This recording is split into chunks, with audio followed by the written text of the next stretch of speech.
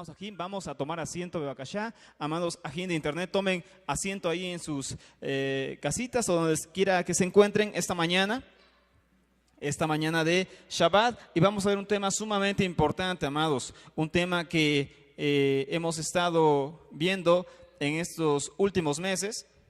Un tema fundamental para poder, amados ajín, crecer en nuestra fe. Y este tema no es otro más que tradición o verdad. Y hoy nos toca estudiar la parte 10 de este tema. Tradición o verdad, parte 10.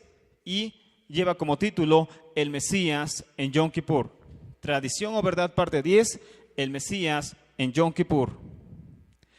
Para que veamos la importancia, amados ajín, de este tema y nos demos cuenta que la escritura, la bendita Torá, la escritura hebrea, siempre nos habló, amados ajín, de un Mesías que venía, amados ajín, a morir por cada uno de nosotros y que esto lo avala totalmente, amados ajín, la Torá hebrea, amados ajín. No es una fábula, no es un invento del cristianismo como a veces se intenta hacer parecer al sacrificio de nuestro Mesías. No es nada de eso, amados ajín, no es nada de eso, es totalmente escritural, es totalmente la Torá escrita la que nos marca y la que nos señala, amados ajín, que nuestro Mesías debía morir por cada uno de nosotros, amados. Así que, bueno, entonces vemos ya las diapositivas, amados ajín.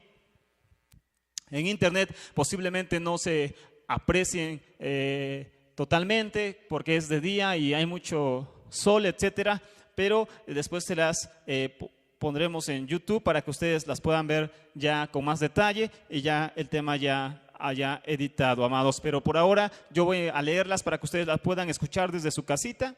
Ahí en su hogar, amados ajín, ustedes puedan escuchar la Torá, amados ajín, y que así ustedes también puedan participar de este tema tan interesante y tan importante, amados ajín, que es el Mesías en Yom Kippur y que está claramente ligado a la fiesta de Pesach, amados ajín. Bueno, entonces vamos a ver la primera diapositiva de esta mañana, amados ajín, y como veníamos haciendo en los temas anteriores, amados ajín, vemos una serie de acusaciones que vienen en su origen del judaísmo ortodoxo fariseo y que nos atacan en nuestra creencia en el Mesías de Israel. Y entonces en estas últimas semanas, amados ajín, hemos estado viendo varias acusaciones, varias preguntas que aparentemente contradicen nuestra fe. Y así que hoy vamos a seguir con estas acusaciones hacia el nuevo pacto y hacia nuestro Mesías. Y la primera acusación de esta mañana es esta, amados ajín.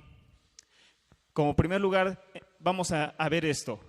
Dice, el Mesías tenía que morir por los pecados de acuerdo al nuevo pacto. Dicen los judíos ortodoxos, bueno, si dice el nuevo pacto que el Mesías tenía que morir por nuestros pecados, lo cual significa que tenía que morir en el día de Yom Kippur, en el día de expiación, ¿por qué murió en Pesach? ¿Qué es lo que está pasando aquí? Dice, si el nuevo pacto dice que el Mesías debía de morir por los pecados de la humanidad, eso tendría que haberlo cumplido en Yom Kippur, dice. Pero ustedes dicen que él murió en Pesach. Entonces aquí no hay coherencia entre las escrituras y lo que ustedes nos enseñan como mesiánicos. ¿Cuál es la respuesta a esto, amados ajín? ¿Por qué el Mesías muere en Pesach y no en Yom Kippur? Que es una pregunta muy fuerte, muy verídica según las escrituras. ¿Por qué el Mesías tuvo que morir en Pesach y no en Yom HaKippurim, en el día del perdón? Bueno, aunque parezca ilógico, amados ajín, debemos entender que nuestro Mesías cumplió los sacrificios, estos dos sacrificios a la vez, aunque parezca ilógico. El sacrificio de Pesach por un lado y el sacrificio de Yom Kippur por otro lado. Aunque parezca ilógico, esto es real y ahorita lo vamos a ver. En primer lugar, él fue el cordero de Pesach que anunciaba nuestra liberación de la esclavitud de Faraón para servir al Elohim único. Y por otra parte, según el libro de Hebreos, él fue también el sacrificio de Yom Kippur ofrecido una vez y para siempre para remisión de nuestras iniquidades. Yo escuché una vez a una persona decir, amados ajín, les decía, estos temas llevan como objetivo que nosotros nos preparemos porque siempre va a haber acusaciones en contra del nuevo pacto y de nuestra fe en el Mesías. Y yo escuchaba a una persona, amados ajín, que traía esta cuestión y nos decía, mucha gente le decía esto y los movía de su fe, amados. Les movía muy fácil de su fe. Él les decía, bueno, ¿en qué parte de la Biblia dice, en qué parte de la Torah dice que el sacrificio de Pesach es un sacrificio para el perdón de pecados? ¿En qué parte de la Biblia dice que Pesach perdona el pecado? Y lógicamente eso nunca viene en la Biblia, amados, y eso es real. Pesach no es para perdón de pecados. El sacrificio de Pesach nunca ha sido implementado como para perdón de pecados. Eso fue algo diferente. El que perdonaba pecados era el sacrificio de Yom Kippur. Entonces, ¿por qué nuestro Mesías muere en Pesach y no muere en Yom Kippur? Bueno, aquí tenemos la respuesta, amados. Que Él sí cumple Pesach para enseñarnos la liberación. Ahorita lo vamos a hacer durante el tema con más detalle. Para enseñarnos la liberación de Faraón, de la maldad, del pecado, de las naciones inclusive. El sacrificio del Mesías nos va a dar la redención final de todos los hijos de Israel dispersos entre las naciones cuando Él regrese. Así que Él sí tiene que cumplir el Pesach. Pero a la vez, amados ajín, Él también cumple con su sangre preciosa el sacrificio de Yom Kippur. Él también cumplió Yom Kippur. Porque si no, lógicamente, sí es cierto lo que ellos dirían, no tendría validez para perdón de pecados. Si el Mesías no cumpliera el sacrificio de Yom HaKippurim, de Yom Kippur, ese sacrificio, amados ajín, no tendría ya validez para perdón de pecados. Porque el sacrificio de Pesach, el sacrificio del Cordero de Pesach, no perdona pecados. El único sacrificio que perdonaba pecados era el sacrificio de Yom HaKippurim. La que sigue. Hebreos 9, 11 al 15. ¿Qué dice, amados ajín? ¿Qué dice la Torah? ¿Qué dicen los sabios de Israel que creyeron en el Mesías de Israel? Hasta la fecha hay sabios que creen en el Mesías, amados. Pero estando ya presente, dice Hebreos 9, verso 11, amados ajín, abran su Biblia que están allá en internet para que ustedes lo comprueben lo que vamos a leer a continuación, hablando sobre Yom Kippur y el Mesías, amados. Hebreos 9, verso 11, dice: pero estando ya presente el Mesías, sumo Cohen, traducido como sacerdote, sumo Cohen de los bienes venideros, por el más amplio y más perfecto Mishkan, tienda, tabernáculo, no hecho de manos, es decir, no de esta creación, y no por sangre de machos cabríos ni de becerros. Esto era Yom Kippur. Lo vamos a ver, les prometo, con detalle el día de Yom Kippur. Vamos a ver a Yom Kippur, amados ajín. Vamos a ver el día de Yom Kippur en específico y los pasos del Cohen mayor en Yom Kippur que cumplió también Yahshua HaMashiach. Pero eso lo vamos a ver aparte. Ya en estas semanas vamos a ver ese tema sumamente especial de Yom Kippur. Pero el caso es que, dice aquí Hebreos, y no por sangre de machos cabríos ni de becerros. ¿Por qué? Porque eso se ofrecía, amados ajín, en la fiesta de Yom Kippur. En Yom Kippur el Cohen mayor ofrecía un becerro por él y por su familia. Y en segundo lugar se ofrecía un macho cabrío por el pecado del pueblo, y otro macho cabrío era despeñado fuera de los muros de Jerusalén. Dice, y no por sangre de machos cabríos ni de becerros, sino por su propia sangre, entró una vez para siempre en el lugar Kadoshim, en el lugar santísimo, habiendo obtenido eterna redención. Porque si la sangre de los toros y de los machos cabríos, Yom Kippur, y las cenizas de la becerra rociadas a los inmundos, santifican para la purificación de la carne, cuánto más la sangre del Mesías, el cual mediante el Espíritu eterno se ofreció a sí mismo sin mancha a Elohim, limpiará vuestras conciencias de obras muertas para que sirvan a Elohim vivo. Así que por eso es mediador de un nuevo pacto, para que interviniendo la muerte para la remisión de transgresiones que había bajo el primer pacto, los llamados reciban la promesa de la herencia eterna. Hebreos, carta a los Hebreos 9, capítulo 9. Bueno, ¿y por qué pasó esto, amados? Bueno, esto solamente pudo ser posible ya que en los cielos, en los Shamaim, no existen los tiempos que nosotros usamos, amados. Por ello dice la Torah, mediante el Espíritu Eterno se ofreció a sí mismo sin mancha Elohim. Porque claramente nuestros tiempos, amados, no son los mismos tiempos que los del Eterno. Y aunque aquí en la tierra, amados ajín, haya sido Pesach, haya sido los panes sin levadura, cuando el Mesías moría por nuestros pecados, en el cielo a la vez se cumplía esta fiesta que es Yom Kippur, amados. Por eso, ahorita lo vamos a ver con detalle en la siguiente diapositiva. Pero este es el primer punto. ¿Por qué el Mesías no muere exactamente en el día de Yom Kippur y muere en Pesach? Si el sacrificio que perdona pecados es Yom Kippur, el sacrificio de Pesach no perdona pecados. Entonces, porque Pesach era una liberación de los hijos de Israel de entre las naciones. Y a la vez, el Mesías entrega su vida como el sacrificio de Yom Kippur, de Yom HaKippurim, para remisión de cada uno de sus pecados. ¿Según quién? ¿Según yo? No.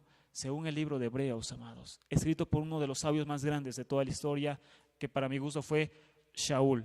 Rab Shaul, alumno predilecto de Rab Gamaliel, Rabán Gamaliel, jefe del Sanedrín durante el segundo templo. Nada más y nada menos, el jefe máximo de los 70 sabios de Israel, Gamaliel, y su discípulo fue Shaul. Nada más, uno de los más grandes sabios está escribiendo esto. Así que él sabía lo que escribía, amados. Baruch Hashem, la que sigue. Este es el punto que les decía, amados, aquí. La Torah dice que ambos, el cordero de Pesach y el sacrificio de Yom Kippur, la Torah dice que el sacrificio de Pesach y el sacrificio de Yom Kippur tienen que tener la sangre derramada en el altar del templo. Y con la sangre de Yeshua no fue hecho. Él no puede ser la expiación por la humanidad. Dice la Torah, tanto el sacrificio de Pesach como el sacrificio de Yom HaKippurim, dice, tiene que ser derramado sobre el altar del templo. Y Yeshua no derramó su sangre sobre el altar del templo. Dice, por lo tanto, Él no puede ser, ¿qué? La expiación por la humanidad. Él no puede ser, dice, la expiación por la humanidad, amados. Pero ¿cuál es la respuesta a esto? Bueno, la sangre inicial de Pesach, ¿a dónde fue derramada, amados ajín? ¿En dónde fue derramada la sangre inicial de Pesach? Fue derramada en las puertas, amados ajín, de los hijos de Israel dentro de Egipto. La primera sangre de Pesach no fue derramada sobre ningún altar. Cuando fue la celebración, el comienzo de Pesach, por decirlo así, amados ajín, no había ninguna sangre derramada, amados ajín, en un altar. ¿Dónde era esa sangre, amados? Esa sangre estaba siendo derramada sobre la casa, sobre la puerta de los hijos de Israel, amados ajín, Baruch Hashem. Entonces, dado esto, amados, fue puesta en las puertas de todas las casas de los hebreos y no en el altar de Jerusalén, lo cual fue después un requerimiento en el orden levítico. Esto se implementó después, cuando los levitas se implementaron en Jerusalén. La que sigue. Aprendemos, por lo tanto, que Yahweh se hizo a él mismo un altar, Yeshua. Yeshua nunca estuvo sujeto a estas ordenanzas, aun puesto que él es el sumo Cohen sobre un orden diferente al de Leví, por lo tanto usa diferentes altares de los que utilizó Leví. Leví tenía un altar, que era el templo de Jerusalén, pero Yeshua viene sobre otro orden que no es Leví. Yeshua viene por el orden de Melquisedec, un orden eterno. Por eso a veces dicen, es que ya no nos toca dar diezmo. Ok, Abraham, dice, porque ya no estábamos bajo el orden de Leví. Excelente. ¿Abraham sobre qué orden estaba? ¿Sobre el orden de Leví? ¿Jacob sobre qué orden estaba? ¿Sobre el orden de Leví? ¿Y ellos qué hicieron? Dieron diezmo. ¿A quién? A Melquisedec. ¿Ok? Entonces el diezmo es antes de orden de Leví, amados.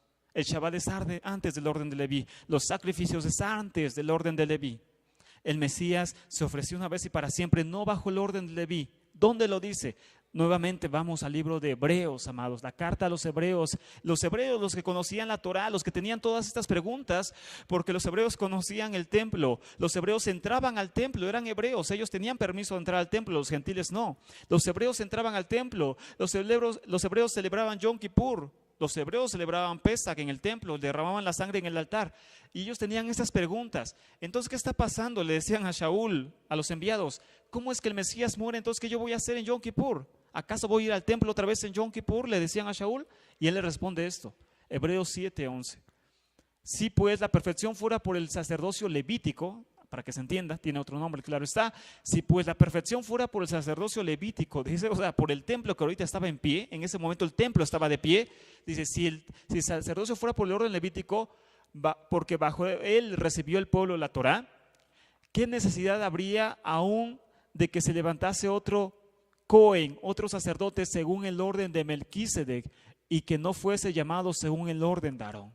Entonces dice, si Leví estaba perfeccionando todo, dice Shaul, si escribió esta carta, ¿qué necesidad habría, dice, de que se levantara otro Cohen? Si ya todo estaba bien, si ya todo estaba perfecto, ¿para qué mandamos a traer otro Cohen? Dice, ya todo está bien, ¿no? ¿Qué necesidad, dice Shaul? Les pregunta a ellos de una forma retórica, a los judíos que sabían la Torá, de que se levantara otro Cohen según el orden de Melquisedec y que no fuese llamado según, dice, el orden de Aarón. ¿Cuál es la respuesta? 7:11. Si pues la perfección fuera, dice, ¿qué necesidad habría de ser llamado otro Cohen? Dice, porque cambiando la keuná, porque cambiando el sacerdocio, dice Hebreos 7:12, dice, porque cambiando la keuná, el servicio a Yahweh, el sacerdocio, necesario es que haya también, ¿qué? Un cambio, que el griego dice, transformación de la Torah. Y aquel de quien se dice esto es de otra tribu, de la cual nadie sirvió al altar. Yeshua viene de Judá, no de Aarón. Y dice, él no viene de Judá, él no viene de Aarón. Él ni tan siquiera tendría acceso al lugar santísimo, Yeshua. Él no tiene acceso a los sacrificios, eso es para Leví, eso es para la tribu de Aarón, no para Yeshua. Dice, porque cambiado el sacerdocio, el orden levítico es un decir, también es necesario que haya un cambio de Torah. Ahorita vamos a ver qué palabra aparece ahí en la palabra cambio de Torah. La que sigue, sigue hablando Hebreos, dice, se refiere a esto, Hebreos 7:12, dice, se refiere a esto directamente afirmando que, puesto que el Cohen cambió de Aarón a Melquisedec, la Torah referente al sacrificio del altar y ceremonias del templo también han cambiado. Por lo tanto, cambió la keuná, cambiaron las leyes. Lo que cambió específicamente fue el emplazamiento del altar. Antes había un altar en la tierra. Yeshua se ofreció un altar del cielo, bajo el orden de Melquisedec. Y los que se ocupan del altar, dice Hebreos 7:13, también cambiaron. La palabra griega para cambio, porque dice Hebreos, hay un cambio de ley, un cambio de Torah. La palabra griega para cambio que aparece ahí es metatesis, que significa transferido, no cambiado, como que ya se borra algo, se transgrede algo, se anula algo. La Torah no fue nunca anulada por Yeshua HaMashiach, de lo contrario él no fuera Mashiach, de lo contrario él nunca hubiera sido el Mesías. Entonces dice, la palabra griega que aparece ahí donde aparece la palabra cambio, es necesario que exista un cambio de ley, un cambio de Torah, es la palabra metatesis, que significa transferido. Antes el altar estaba en la tierra, hoy está en los Shamaim. Antes el Cohen estaba aquí en la tierra, hoy está en los cielos. ¿Ok? Es el cambio de altar, lo cual significa un nuevo altar no levítico, sino eterno en los cielos y un sumo Cohen hecho más excelso que ellos. Baruch Hashem, hoy tenemos un Cohen inmortal, también dice el libro de Hebreos capítulo 5, un Cohen que ya no muere, un Cohen que ya no ofrece sacrificios por sus pecados primero y después por los demás, un Cohen sin mancha, sin tacha, perfecto, único, eterno, que nunca más cambiará, y ese es Yeshua HaMashiach, el Cohen Hagadol, el Cohen grande, Baruch Hashem. Esto no significa, amados, que Yeshua abolió la Torah para nada, sino todo lo contrario, la llevó a un nivel de cumplimiento mucho más glorioso que antes, que el que tuvo durante el orden levítico. Yeshua no cambió la Torah, Yeshua no anuló la Torah, todo lo contrario, la llevó a un nivel todavía más excelso de cumplimiento, más poderoso, más bendito, mejor cumplido, con mejores bases, con un mejor altar que está en los cielos y ya no aquí en la tierra. Baruch Hashem, esto es la explicación de por qué Yeshua no derramó su sangre sobre el altar de Jerusalén, si era el sacrificio de Yom Kippur y de Pesach, amados. La que sigue, también es importante que estudiemos esta interrogante, amados. Y continúan los judíos ortodoxos diciéndonos eso, dice, bueno, está bien esto, pero en Proverbios 10, verso 2 y en Proverbios 11, verso 4 dice lo siguiente, se nos dice que el amor cubre pecados, y buenas y bondadosas obras de caridad rescatan de la muerte. Nunca ha sido por la sangre solamente. Ellos dicen, bueno, tú das explicación de que Yeshua perdonó pecados, pero la Torah dice en Proverbios, en Mishle, que inclusive el amor dice cubre los pecados. Nunca está pidiendo sangre Yahweh, nunca está pidiendo la sangre en Proverbios. ¿Qué dice Proverbios 10, verso 2? Dice, los tesoros de maldad no serán de provecho, mas la justicia libra de la muerte. Proverbios 11:4, que dicen que también apunta a eso. Dice, no aprovecharán las riquezas en el día de la ira, mas la justicia librará de la muerte. Entonces aquí en estos pasajes, amados, aquí nos está diciendo que Sedeká, porque es la palabra que aparece, Sedeká, la que sigue, Sedeká también puede significar obras de justicia, no solamente caridad. Obras de justicia pueden prolongar la vida temporal, pero esto no dice que puedan otorgar vida eterna. Noten, no dicen que las obras de justicia pueden expiar para el alma. O sea, que solamente alargan la vida de la persona, como el mandamiento de honrar al padre y a la madre dice, para que tengas larga vida. O sea, para que tengas una buena vida en esta tierra, vivas muchos años, honra a tu padre y a tu madre. Eso no significa que es una remisión por nuestros pecados, ni tampoco es una vida eterna. Eso es solamente un premio por hacer Sedeká. El sacrificio de animales, el sacrificio de Yeshua es 100,000% válido, amados. ¿La que sigue? En Éxodo 30, 12 al 16 dicen también, tenemos expiación por el pecado por el medio shekel y no por ningún sacrificio de sangre. Ustedes dicen no conocen la Torá, porque en la Torá dice en Éxodo 30, versos 12 al 16, que el pueblo tenía que ofrecer medio shekel en cambio de su perdón y en cambio de un sacrificio de sangre. No había sacrificios, dice, solamente dabas medio shekel y Yahweh te perdonaba y te redimía. ¿Dónde están los sacrificios de sangre? Dicen.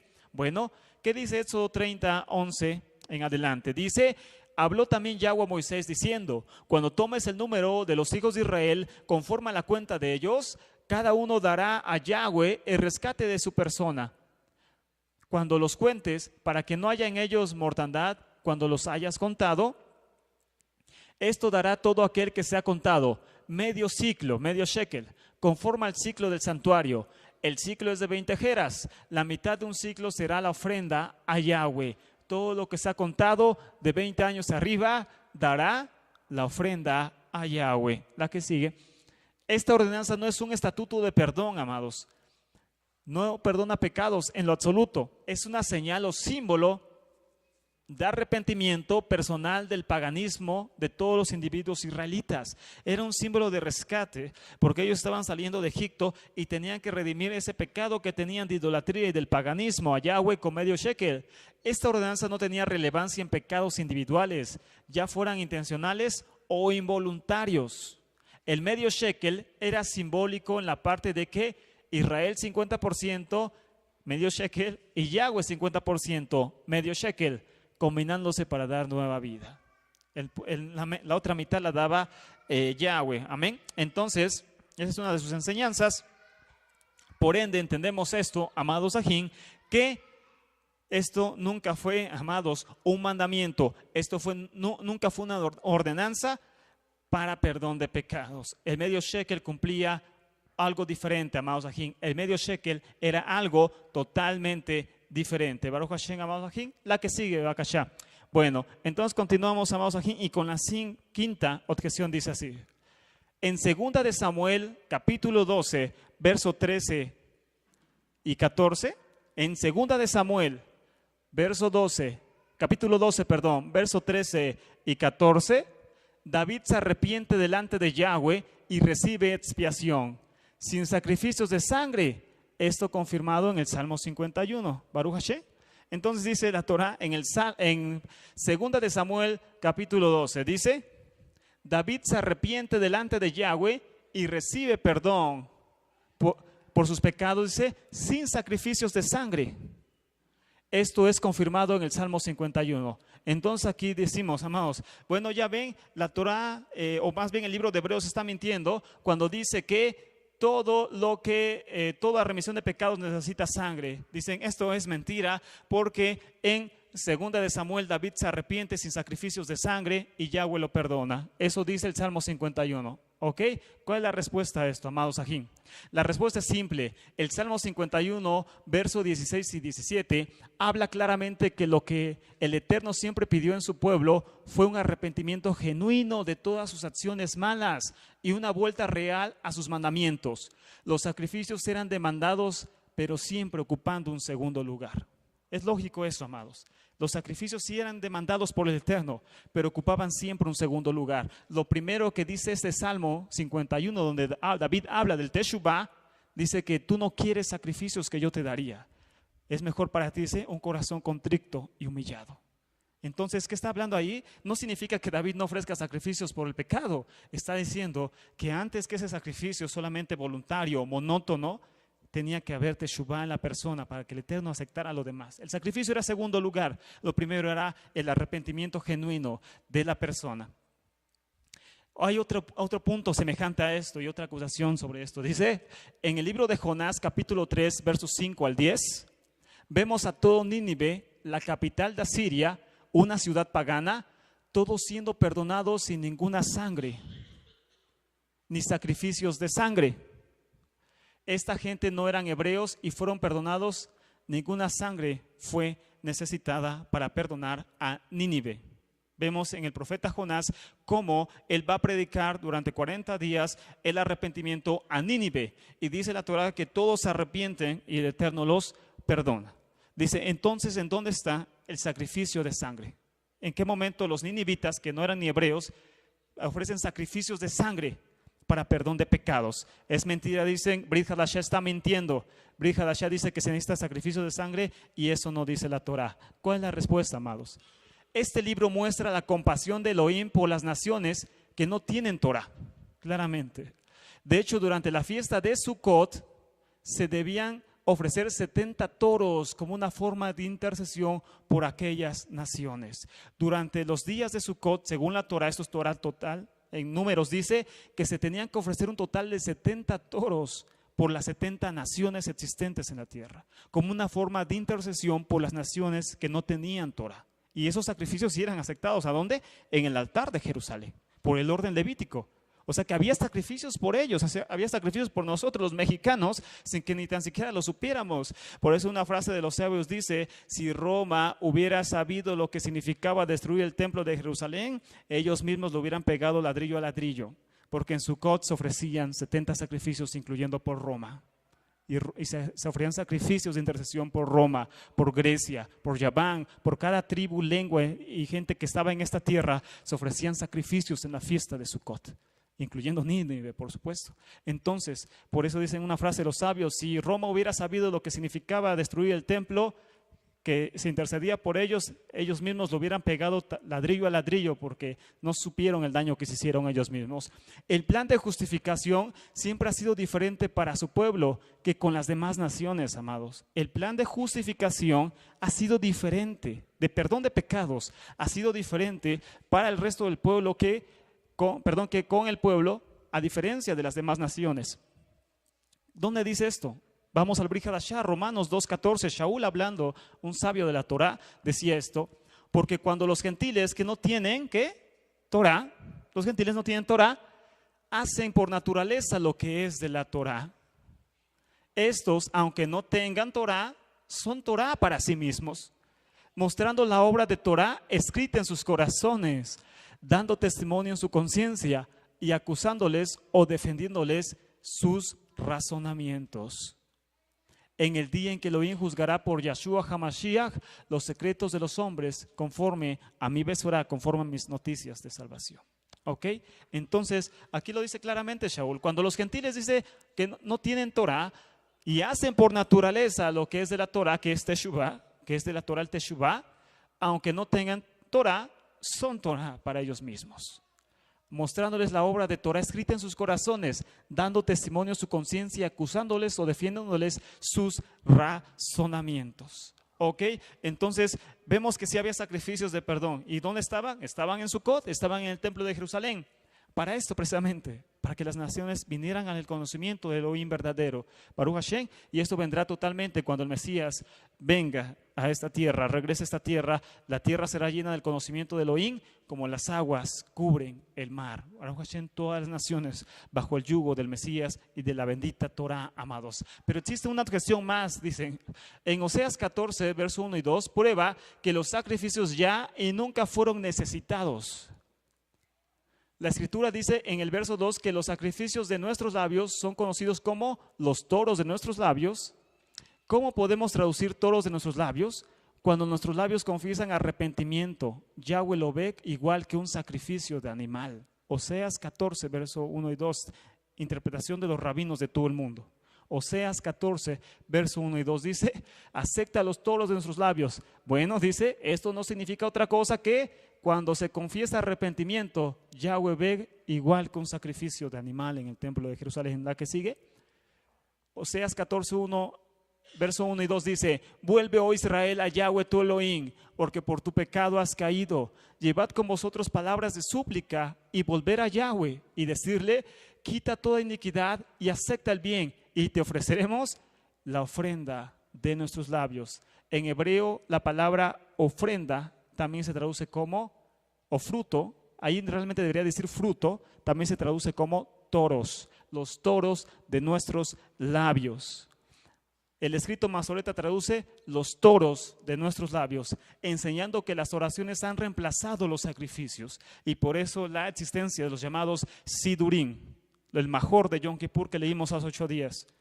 El Yom Kippur se leen oraciones, ¿por qué? Porque ya no hay sacrificios de animales, ya no hay templo en Jerusalén, ya no hay orden levítico. ¿Qué hacemos? Pues leemos oraciones porque Oseas 14, 1 y 2 dice que a los frutos de nuestros labios las oraciones son igual a sacrificios de animales. Entonces hacemos el major en Yom Kippur, hacemos los sidurín en Shabbat porque es el sacrificio de Shabbat, hacemos el sacrificio de Rosh Chodesh porque es el sacrificio Musaf, el sacrificio adicional, el sacrificio Hagigah, el sacrificio festivo. ¿Por qué? Porque ya no hay toros, ya no hay sacrificios. Hoy hay que orar, dicen ellos los masoretas, enseñando que las oraciones han reemplazado los sacrificios ahora que no hay templo y por ende no necesitamos sacrificio del Mesías. ¿Quién necesita, dice, un sacrificio de un Mesías? Si podemos orar, dice Oseas. Si podemos orar el sidurín, el major de Yom Kippur, lo podemos orar, no necesitamos Mesías ni expiación por nuestros pecados. ¿Cuál es la respuesta a esto, amados, según la Torah? Claramente no es así, amados. El templo fue destruido y estamos sin Kohanim, estamos sin siervos del Eterno, sin altar, sin servicio, sin keuná, por causa de nuestros pecados. La destrucción del templo no fue una bendición, fue una maldición a nuestro pueblo. Ninguna oración puede reemplazar los sacrificios si no aceptamos el sacrificio único y verdadero del Mesías de Israel. Estamos aún bajo esa maldición. En ninguna parte de la Torah dice que Yahweh pide oraciones en lugar de sacrificios de animales. Oseas 14, verso 1 y verso 2 es una traducción errada. La palabra original ahí es frutos, no toros.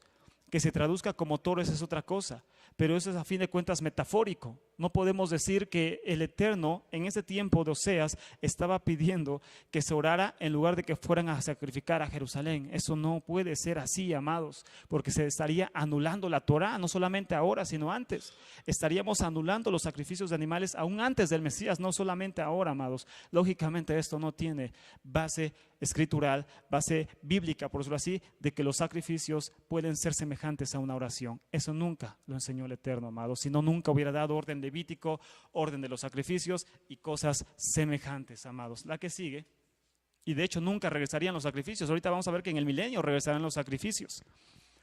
De acuerdo al Salmo 49, 7, un hombre no puede morir por otro hombre. Salmo 49, verso 7, dice que ningún hombre podría dar la vida por otro hombre. Por lo tanto, el concepto completo de expiación mesiánica vicaria o sustituta es inválido y no es escritural.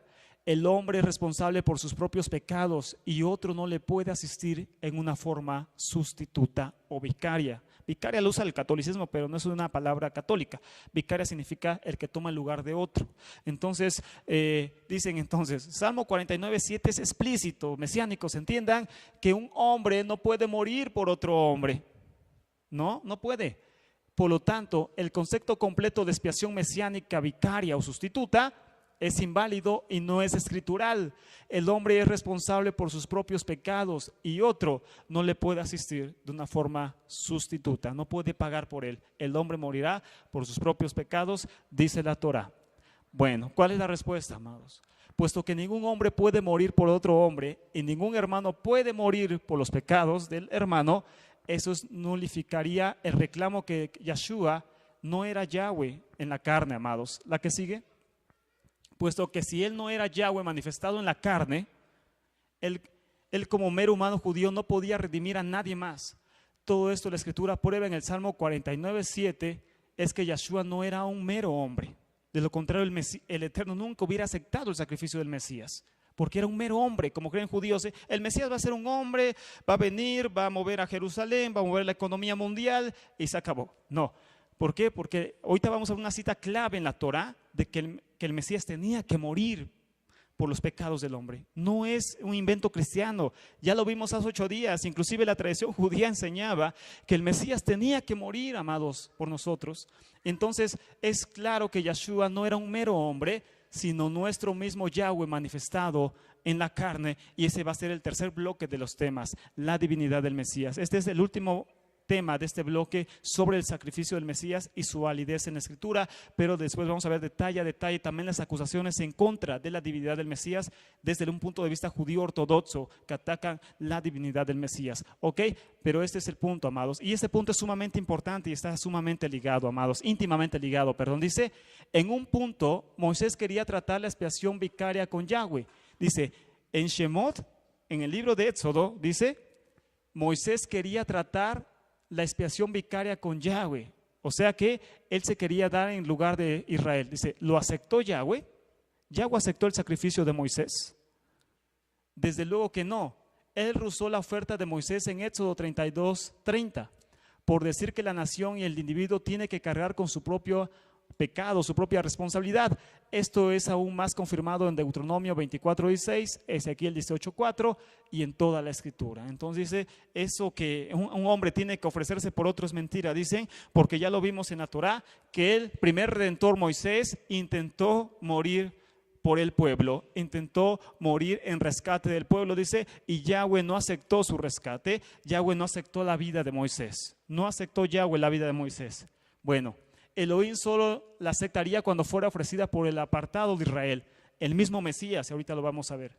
Él rehusó esta oferta de Moisés y otros porque Moisés y otros eran meros hombres, como expuesto previamente en el Salmo 49, verso 7. Ahí sí se cumple eso. Moisés era un solo hombre, aunque era llamado por el Eterno, era un hombre. No podía rescatar a sus hermanos. Moisés era meramente un siervo de la casa de Yahweh, donde Yahshua HaMashiach era el constructor de esa casa. Y ahorita vamos a continuación a ver, amados, realmente una cita en la Torah que muestra claramente que el Mesías tenía que morir sin lugar a tergiversiones por el pueblo de Israel. En Hebreos 9, 11 y 12 y Romanos 6, 9 dicen los judíos, afirma que el sacrificio de Yahshua es uno y por todos y para siempre. Y como tal no habrá más sacrificios, dice, o necesidad de sacrificios nunca más. Eso no es lo que dice el Tanaj. Y eso contradice tales escrituras como Isaías 56:7, Isaías 67, Sofonías 3:8, Zacarías 14:21, Ezequiel capítulos 40 y 43. Todas estas escrituras hablan de un tiempo cuando los sacrificios de animales regresarán en el reino mesiánico, en el templo reedificado. Dicen, bueno, dice el nuevo pacto, Hebreos 9, Romanos 6, entre otras citas, dicen que los sacrificios nunca más regresarán a la tierra, que el Mesías se ofreció una vez y para siempre. Dice, pero eso no dice la Torah en los profetas. Los profetas señalan que los sacrificios regresarán en el milenio cuando el Mesías venga a esta tierra y reedifique el templo de Jerusalén. Los sacrificios volverán a marchar, incluyendo los sacrificios por el pecado. Pero ¿cuál es la respuesta a esto, amados? Sacrificios mileniales ciertamente no serán para justificación eterna por la expiación por sangre de animales, amados. Más bien esos sacrificios serán para recordatorio y memoriales de la victoria de Yahshua sobre el pecado, junto con una provisión de gracia para pecados cometidos por aquellos mortales que poblarán la era mesiánica y que no tienen el don de redención eterna y vida por medio del Mesías. Hay muchas personas que atestiguan la Torah, amados, en varias partes del mundo, inclusive Zacarías 14, entre otras, y el Nuevo Pacto, que muchas personas quedarán vivas cuando comience el milenio. Gente que no morirá, gente que se esconderá en un búnker, gente que quedará viva nada más así en la tierra por ciertos lugares, tal vez algunos soldados de otros ejércitos, etcétera. Gente que hoy en día no guarda en absoluto la Torah. Gente que no hace Torah, que no guarda Torah, que no conoce Torah. Esa gente no morirá cuando venga el Mesías. Esa gente quedará viva cuando venga el Mesías. Los que, por eso dice Zacarías 14:4, y los que sobrevivieren de entre las naciones vendrán cada fiesta de Sukkot a adorar a Yahweh de los ejércitos. También dice en Isaías, dice, y estos serán tomados y llevados a las costas más lejanas de aquellas naciones que nunca, dice, escucharon la Torah de Yahweh. Entonces habrá naciones que nunca hoy en la tierra escuchen la Torah de Yahweh. Gente que está en islas, que está en regiones montañosas, que está en lugares recónditos de este planeta, que nunca escucharán la Torah del Eterno. Nunca lo harán, amados. Esa gente quedará viva para el milenio. Y se le anunciará la Torah, dice Isaías, que mandará enviados Yahshua a anunciarles Torah a esa gente. Y los que sobrevivieren de entre las naciones vendrán cada año a adorar en la fiesta de Sukkot, la fiesta de las naciones.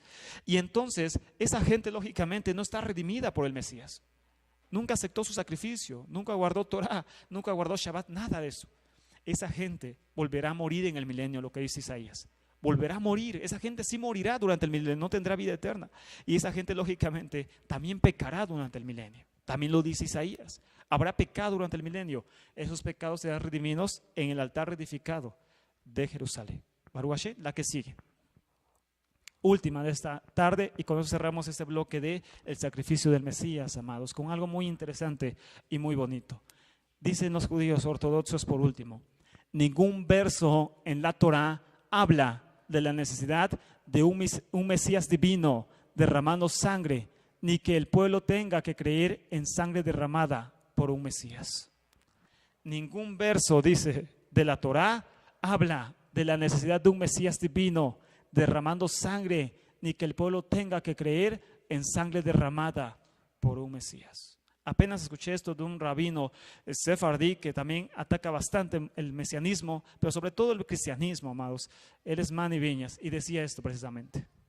Ningún verso en toda la Torá, dice, te enseña que necesitas creer en un Mesías divino derramando sangre, ni que el pueblo tenga que creer en sangre derramada por un Mesías.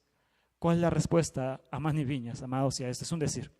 Todo el capítulo de Isaías 53 habla claramente del siervo de Elohim derramando su vida por causa del pueblo. Todo el capítulo 53 de Isaías, amados, habla claramente del siervo de Elohim derramando su vida por causa del pueblo, y esto lo interpretan los judíos inclusive más antiguos, amados, que sabían que esto hablaba de un Mesías sufriente. También en Daniel 9:26 menciona el Mesías siendo cortado o asesinado. En el hebreo dice Yacaret Mashiach. La que sigue dice así Daniel 9:26. Y después de las 72 semanas se quitará la vida al Mesías, mas no por sí, o sea que sí lo matarán. Y el pueblo de un príncipe que ha de venir destruirá la ciudad y el santuario. Eso pasó lógicamente antes del año 70 de nuestra era, amados. Por lo tanto, el Mesías tenía que morir antes del año 70 de nuestra era, cuando fue destruida la ciudad y el santuario. Y su fin será con inundación, y hasta el fin de la guerra durarán las devastaciones. ¿No hay ningún pasaje que hable de un Mesías muriendo? Pues aquí está literalmente en español, hebreo, griego, portugués y en cualquier idioma. Se quitará la vida al Mesías. Yacaret Mashiach, dice el hebreo. Se quitará la vida al Mesías, mas no por sí. Y después se destruirá la ciudad, Jerusalén y el Mishkan, años 70 de nuestra época. La ciudad es destruida en el año 135 y el santuario en el año 70. Baruch Hashem. Entonces esto es más claro, amados, aquí que el agua, amados. Más claro que el agua. Este era el tiempo de la venida del Mesías. No puede haber otro tiempo, no puede haber otro Mesías, porque para empezar tendría que haber otra ciudad y tendría que haber otro templo reedificado para que se cumpliera esto, amados, aquí. Para que se hablan su Biblia para que vean que no se puede cumplir en otro tiempo. Ahí en Daniel 9, desde el verso 25, para que veamos, amados ajín, que esto no puede ser interpretado a nuestra forma, sino que es literal, amados. Esto ya es literal, ni tan siquiera se necesita tantos niveles de interpretación. Esto es literal, amados. Daniel 9, 25. Daniel 9, verso 25, amados ajín. Esto es literal. Daniel 9, verso 25, amados aquí. No puede haber otro tiempo ni otro Mesías. Tendría que estar Jerusalén reedificada, no lo está. Y tendría que estar un templo de pie, que no lo está. Y después ser destruida esa ciudad y ser destruido ese templo para que se cumpla este pasaje de Daniel, si es que el Mesías no fuera Yeshua. O sea que no hay ninguna forma de movernos en el tiempo, amados. No hay ninguna forma de movernos en el tiempo con esta cita de Daniel. Dice, sabe pues, es Daniel 9:25, dice, sabe pues y entiende que desde la salida del orden para restaurar y edificar Jerusalén, ¿cuándo fue esto? Rey Artajerjes, Nehemías capítulo 2. Entiende que desde que esta orden salga para reedificar Jerusalén, tendrá que haber cierto tiempo, dice. ¿En qué momento es, amados ajín? la reedificación de esto. Nehemías capítulo 2. Nehemías capítulo 2. ¿En qué momento se cumple este? Sucedió en el mes de Nisan, Abib. En este mes que estamos, es Pesach, amados. En este mes de la redención comienza la semana 70 y termina también cuando el Mesías muere, semana 70, porque hay para la semana. Sucedió en el mes de Abib, Nisan, en el año 20 del rey Artajerjes, que estando ya el vino delante de, que estando ya el vino delante de él, el vino para tomar, tomé el vino y lo serví al rey. Y como yo no había estado antes triste en su presencia, me dijo el rey, ¿por qué está triste tu rostro? ¿Por qué no estás enfermo? No es esto sino quebranto de corazón. Entonces temí en gran manera. Y dije al rey, para siempre vive el rey. ¿Cómo no estará triste mi rostro cuando la ciudad, la casa de los sepulcros de mis padres está desierta y sus puertas consumidas por el fuego? Me dijo el rey, ¿qué cosa pides? Entonces oré el Elohim de los cielos y dije al rey, si le place al rey y tu siervo ha hallado gracia delante de ti, envíame a Judá, a ciudad de los sepulcros de mis padres, y la reedificaré. Entonces el rey me dijo, y la reina estaba junto a él, ¿cuándo durará tu viaje? ¿Y cuándo volverás? Y agradó el rey enviarme después que yo les señalé el tiempo. Además dijo el rey, si le place al rey que se me den cartas para los gobernantes al otro lado del río, para que me franqueen el paso hasta que llegue a Judá, y carta para Sac, guarda del bosque del rey, para que me dé madera para enmaderar las puertas del palacio de la casa y para el muro de la ciudad y la casa en que yo estaré, y me lo concedió el rey según la benéfica mano de Elohim sobre mí. Año es esa vida, amados. En este momento se reedifica o se da el mandato de reedificar la ciudad, ¿ok? Y lógicamente se pueden hacer cuentas de qué momento es, en qué años es, amados. Eso se puede hacer cuentas hoy con la tecnología de nuestros días, se puede hacer las cuentas. Y dice entonces Daniel 9:25, sabe pues y entiende que desde la salida de la orden para restaurar y edificar Jerusalén, ya lo vimos, Nehemías capítulo 2, y restaurar, edificar Jerusalén hasta, la salida del orden para restaurar Jerusalén, y edificar Jerusalén hasta el Mesías príncipe, el Mesías, habrá 7 semanas y 72 semanas. Se volverá a edificar la plaza y el muro en tiempos angustiosos, y después de las 72 semanas se quitará la vida al Mesías, mas no por sí, y el pueblo de un príncipe que ha de venir destruirá la ciudad y el santuario, y el fin será con inundación, y hasta el fin de la guerra durarán las devastaciones. Entonces no nos da mucho tiempo la Torah. Es claro que desde la edificación, desde que se da el edicto para reedificar Jerusalén hasta la destrucción del santuario, tendría que venir un Mesías. Y da el tiempo exacto, amados, en qué momento el Mesías tendría que aparecer. ¿Y quién creen que aparece ahí?